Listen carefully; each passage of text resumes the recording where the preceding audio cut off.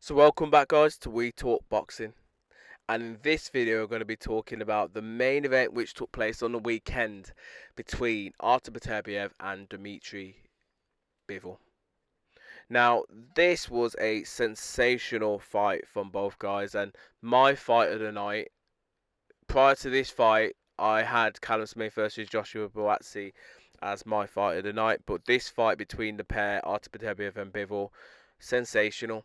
This is the second time we've seen a very close fight, but very excellent or tremendous performance from both guys, and they're very equal in terms of everything they do, and it's so hard as a judge to score the fight between the pair as well. And we had the same scorecards pretty much near enough identical being read out for this fight as well. The winner this time round was Dmitry Bivol, majority decision, but the scorecards were 115, 113, 116, 112, and a draw 114, 114. So yeah, so pretty much the same as the last time round, but this time it goes to Dmitry Bivol, who is now the undisputed light heavyweight champion. Now, there's a lot to go through in terms of this fight, and it was pretty much a fight of two halves for me. Now, the first round, I'm not going to go through everything, but the first round was, yeah, probably just a feeling out round. You could probably say it was a 10-10 round for both fighters. I personally wouldn't have given it to anyone because both guys are just kind of getting warm. Both guys landed good shots. Both guys, look sharp, look composed, look poised. So yeah, I generally personally gave it a 10-10. Second round, I gave it to Bivol. Bivol just, looked sharp, looked like that he wanted it a little bit more, and I thought, you know what, this is shaping up to potentially be similar to the first fight. However, something switched in Artur Beterbiev, and he came out in rounds 3, 4, and 5, and he put it on Dmitry Bivol, and he put it on him that hard that I genuinely thought that Dmitry Bivol was going to get knocked out or he was going to get stopped. Beterbiev was just strong, he was sharp, he was poised, he was landing some big shots, he was hurting Dmitry Bivol, and he was pushing him back a lot for those 3 rounds. But then something switched, and I don't know what it was, but something switched in Dmitry Bivol, because he then went on a little bit of a spree.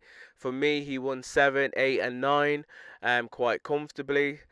6 was a tough round to score, but the other rounds were quite comprehensive. And like at this point, I was thinking this is a close fight at this point, and I don't know who's winning and what are the judges favouring, but I generally felt that the edge at this point was with Dmitry Bivol. I just couldn't see a way back for Beterbiev because he looked like his legs had gone, and I think that's because he started rounds 3, 4, and 5 too quick, whereas in the last fight he was staying there with and trading with Dmitry Bivol, letting his hands go, but the pace was comfortable for Beterbiev. And it wasn't until the latter half of the fight where Beterbiev won the latter rounds and ideally got him the decision in the first fight, whereas the opposite happened this time round for Bivol. Bivol didn't start too great, lost a few of the earlier rounds quite comprehensively, but then finished the latter half of the fight quite strong. So yeah, in the two fights, both of these guys have shown tremendous durability, tremendous punch power, tremendous speed, everything, combination work, and it's all action. We've seen 24 rounds of this now. It's all action, and I don't feel as if there's a boxing pundit or a fighter out there or anyone who wouldn't want to see the trilogy. Now, the trilogy for me has to happen, but I don't think it should happen for all the belts. I do personally feel that it's time now that if Bivol now, because he's the one with all the belts, if he can't fight his mandatories, he needs to vacate. Okay.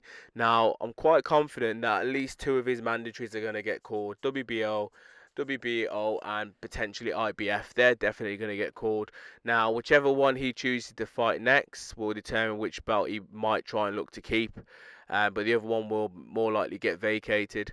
And then he probably will have maybe that fight. Um, but I don't feel as if that trilogy happens until maybe this time next year. So what do I think should happen in terms of a Beterbiev? Some massive fights there for Beterbiev. Some big names that he could potentially try and entice into the ring. Again, we've got Benavidez, who was recently just jumped up into the division. He's obviously going to want to look for a world title shot very quick, but it's whether or not Bivol fights his mandatory before he fights Benavidez, because the mandatory always trumps obviously a interim fight. So it's whether or not that happens, but no doubt for Beterbiev, you've got the Benavidez fight, you've got potentially even the Morale fight, even Smith as well potentially.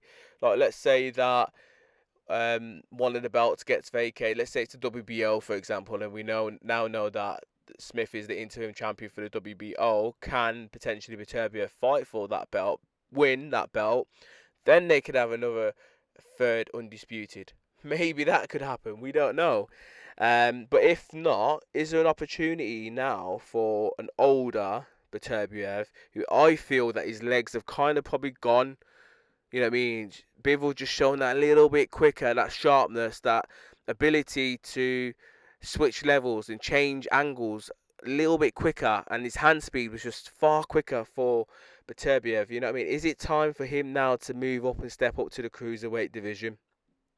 Maybe is the question there. But if he does step up to the cruiserweight division, does he step up and just have a normal fight? Does he go straight into a world title fight? Who knows? But I know that if he does jump up weights, he's got Turkey behind him, and Turkey will push for a world title fight straight away. Obviously, we know Zerdo's got two of the four in the cruiserweight, and Jai Pataya, probably the biggest name in the cruiserweight division. He's got one of the belts, and Badu Jack. So could he step in there and fight against the Badu Jack, capture that WBC, and then maybe try and look for the other titles? That's an option there for Beterbiev. I think if or when that third fight happens between him and Bivol, I favour Bivol. You know what I mean? My pre-fight thoughts prior to this fight was that Beterbiev would, you know what I mean, because he was coming back from the injury the first time, you know what I mean, and he won that fight, he was going to make the adjustments, and this time he probably would have stopped Bivol, but Bivol made the adjustments. He made everything. He did everything correctively and calculative. So I feel as if he'll do that again, and he is a little bit younger than not a little bit, but he's is younger than Beterbiev. So I just feel as if he's got his number now. That's where my money would go if they had the trilogy. But yeah, excellent fight. I would love to see the trilogy, but I'm not sure if that happens straight away. I'm not sure if that happens at all, to be fair, because Beterbiev's getting on.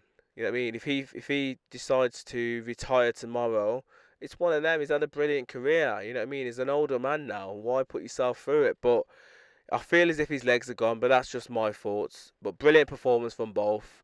It's a very close fight, and it could have went anywhere. But these are my thoughts, guys. Let me know your thoughts in the comments below. What would you like Beterbiev to do next in terms of his career? Do you want to see a trilogy between the pair? What do you reckon Bivol should do in terms of the belts? Some of the belts are going to get vacated. Which one would you like him to maybe try and keep hold of? And what should he do in terms of his next opponent? As always, guys, please let me know your comments below. Bless.